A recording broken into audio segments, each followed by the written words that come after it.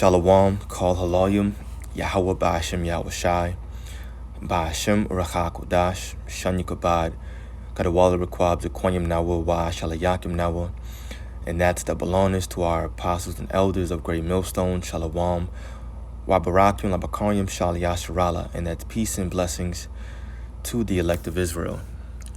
So let's jump right into this. A lot of you women very soon are going to be put in your place and are going to go through hell, just to be quite frank, very soon. Right now, we're experiencing the beginning of Jacob's trouble over here in Babylon the Great. It's a slight recession, definitely seeing inflation. But very soon, when Jacob's trouble is manifested, then what we're about to read in terms of what's happening in Haiti is going to happen over here in Babylon very, very soon. And you women are going to experience, majority of you are going to experience your worst nightmare. And of course, if you happen to be a woman that's a believer and you're walking on a holy path, you're repenting, and you're doing what the Most High and His Son, Yahweh Ba'ashem Yahweh Shai, require of you to do in this ministry, you have faith in X, Y, and Z, then this isn't meant for you. And more than likely, I will say 100%, you have nothing to worry about. However, the warning still has to go out, and that's why we make these videos. So without further ado, let's read this. I don't want to make it too long because I want to get through maybe 3 or 4 paragraphs, maybe grab a video just to see what's happening over there in Haiti.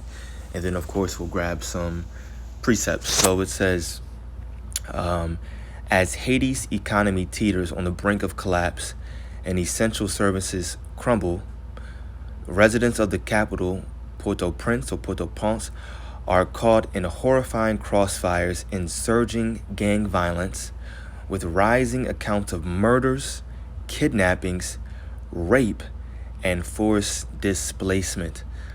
So that's what's happening over there at a crazy, crazy rate. Of course, they're experiencing an economic collapse, and because of that, then these gangs are rising and they're going up against the police and they're doing whatever they want. They're taking over different territories, and of course that means that women are getting raped at an exponential rate.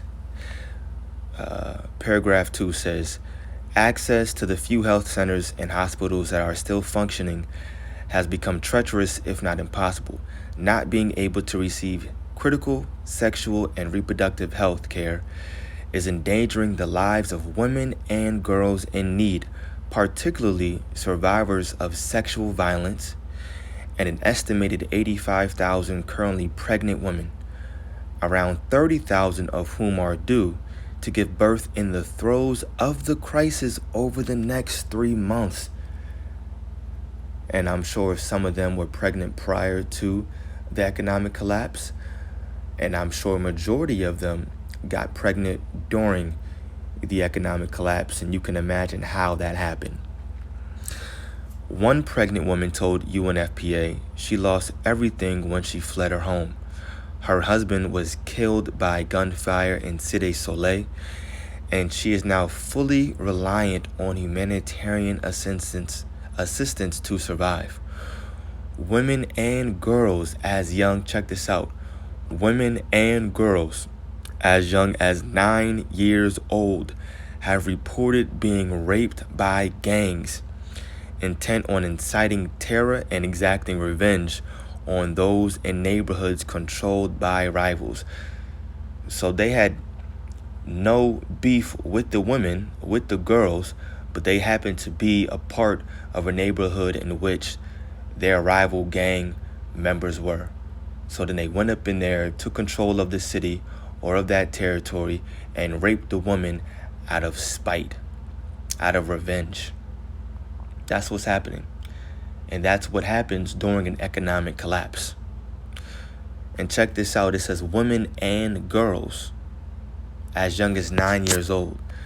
Let's jump over here really quickly to Ezekiel 9 and verse 4. It says, and the Lord said unto him, go through the midst of the city, through the midst of Jerusalem, and set a mark upon the foreheads of the men that sigh and that cry for all the abominations that be done in the midst thereof. That mark is thawah in the Hebrew, and it means exempt from judgment.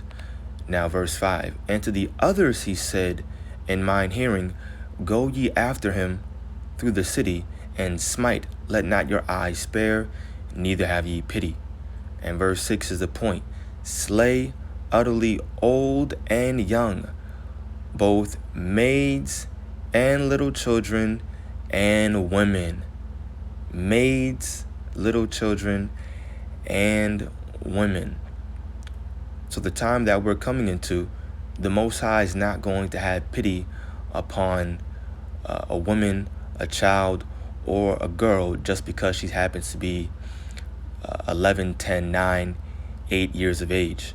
If you're not a part of the elect, you're not a part of the elect. Point blank, period. It says, but come not near any man upon whom is the mark, and begin at my sanctuary. Then they begin at the ancient men which were before the house. But of course, in this video, we're harping on the women right now. And no matter what you people like to say, we make way more videos getting on men all the time, getting on the men of our nation, telling them to repent. It's actually very few videos that we make like this, but it still has to go out. And I was actually going to make a video about Ron Paul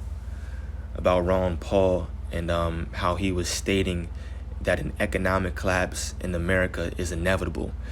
But then the Spirit led me to this article, and I was like, man, I gotta push this out there. It has to go. The fear of the Lord has to be placed upon everybody, men and women. In a way, it's weird. It even put fear. It even puts fear in me, just reading this, because, I'm not exempt. I don't know if I'm part of that number. I'm praying that I am. But when I hear this and I read articles like this, I'm thinking, wow, damn, man, what would the Lord do to me if I'm not a part of that number? And it makes me want to keep fighting and going harder. That's the article. So many videos. This was 4 days ago. This was 3 months ago, 5 days ago, 3 weeks ago. Haiti's just going through it, you know what I'm saying? My love of the arts has always drawn me towards organic forms. Well, my next guest, what an uphill. Just think of last year that killed. I just want to see some As of today, to be able to feed us, the tariff was brought down from. Boo. All right. Forced to flee homes. I think this one was good. The descent into the abyss. They will take fire. Who are caught in between. And the days before, police said they've rescued 6 hostages in this same area. Just getting some visual of the what's going on over there. Gang.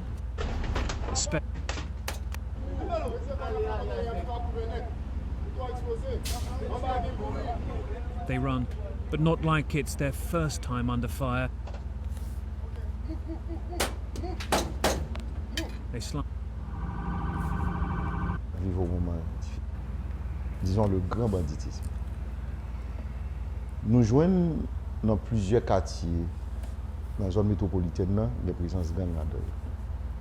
Ils vont secret pour pièce monde, village de Dieu. All right, whatever. I'm not gonna interpret that or read it. No point, but like I said, just getting a little visual of what's happening over there in Haiti. They're experiencing this economic collapse. That's prophecy in itself as well. Let's go to the book of Isaiah 13. And when you read Isaiah 13, starting from the top, it says, verse 1, the burden of Babylon, which Isaiah the son of Amos did see. Now, this is an end-time prophecy in which Babylon is referring to America. Talks about the missiles a little bit. Talks about how the people's hearts are going to be melting, for fear. When we go to verse 9, we're going to jump around. It says, behold, the day of the Lord cometh. So the day of the Lord is not here yet, but it cometh, meaning this is a prophecy that has not been filled yet. Behold, the day of the Lord cometh, cruel, both with wrath and fierce anger. So these are adjectives describing the day of the Lord. It's not going to be a peaceful time. The day of the Lord cometh cruel, both with wrath and fierce anger, to lay the land desolate, and he shall destroy the sinners thereof out of it, meaning Babylon. Let's jump to verse 11. And I will punish the world for their evil and the wicked for their iniquity, and I will cause the arrogancy of the proud to cease. And that's definitely the Edomites and the other nations, but majority of you women are definitely walking around proud as hell. It says, and I will lay low the haughtiness of the terrible. Now, when we jump down to verse 16, and we're jumping just to show you that these are end time prophecies that we're reading, and verse 16 is as well. And it says, their children also shall be dashed to pieces before their eyes, their houses shall be spoiled, and their wives ravished. Their wives ravished. Man, I haven't looked up that Hebrew word in a very long time. Let's see. Oops. Let's do that again. Click into linear, ravished, and it's shagal. That's not a sa, that's a shagal. Yeah, to violate, ravish. It just says ravish. To copulate with. Let's look up the word ravish. I didn't think they would get any more explicit than that. Look up. Boom, you see it right there. It's right there. Number 2, rape. Rape, sexually assault, abuse, violate, force oneself on, molest, so on and so forth. This is an end time prophecy that's in the Bible. It's in the Bible. That means it's going to happen. And this was referring to Babylon, this whole entire chapter. Let's jump over now to the book of Micah, chapter 9, chapter 7, verse 9. And it reads, actually, it's verse 10. I have it highlighted. Micah 7, verse 10. It says, then she that is mine enemy shall see it, and shame shall cover her, which said unto me, where is the Lord thy God? Mine eye shall behold her. Now shall she be trodden down as the mire of the streets. A lot of you women out there, once again, being prideful, asking questions like, where's all those prophecies you were talking about? I thought we were supposed to be out here 1, 2, 3 years ago. I thought there was going to be an economic collapse. Thought there was going to be famine. Where's this God you're talking about? Probably mocking the name of the Lord as well. But guess what? A time is going to come where all these haughty women are going to be laid low. And yes, it is judgment. What the Heavenly Father and His Son is bringing to this world, including women being ravished, all of that is judgment. If you don't believe in Yahweh Ba'ashem Yahushai, well, you're going to have to pay for your own sins. And you're going to know that through death by pain. And it's crazy, these women walking around here in these loose-ass clothing, wearing booty shorts, wearing crop tops that come right below their breasts. And then on top of that, they got the upper cleavage showing as well, basically just naked. The time is coming where y'all going to wish y'all weren't walking around like that. You're going to wish you weren't walking around like that, because you got men out here that are just waiting, that are going to be prying. And they're going to come for you. They're going to come for a lot of you women when it's all out anarchy, when there's just a lawless society. Cops aren't out here patrolling. The government isn't really in control anymore. They're not going to be in control anymore. A lot of you women are going to be trying to walk around in baggy ass sweats, hoodies on, hats on, trying to look like a man, trying to look like a nigga, so you get passed over. It's not going to work, though. It's going to be too late. 1 Timothy 2 verse 9 says, in like manner also, that women adorn themselves in modest apparel, with shamefastness, sobriety, not with broidered or broidered hair, or gold, or pearls, or costly array. So what's the point? Women should be walking around in modest apparel, not wearing tight-ass jeans and all these clothes that just show your body. Now, yeah, as a man, I may see it, other brothers may see it, and we may say, wow, she looks good. But deep down in the spirit, we're like, you know what? It shouldn't be like that. In our spirits, I'll say, we know it shouldn't be like that. And it's not going to be like that when the kingdom of heaven is established here on earth. But before that happens, a lot of you women are going to experience hell, going to experience some of your worst nightmares. And that's the point in this video. That's the point in this video, bringing out that warning, and letting you all know what's coming to Babylon the Great. An economic collapse is coming. And this is what happens when there's a lawless society. So I do pray that this video was edifying to the elect and definitely brought some fear out to the elect, to those that needed it. It definitely did for me in a particular way. Call Haloyim, all praises to Yahweh Ba'ashem Yahweh Shai Ba'ashem Rachakodash.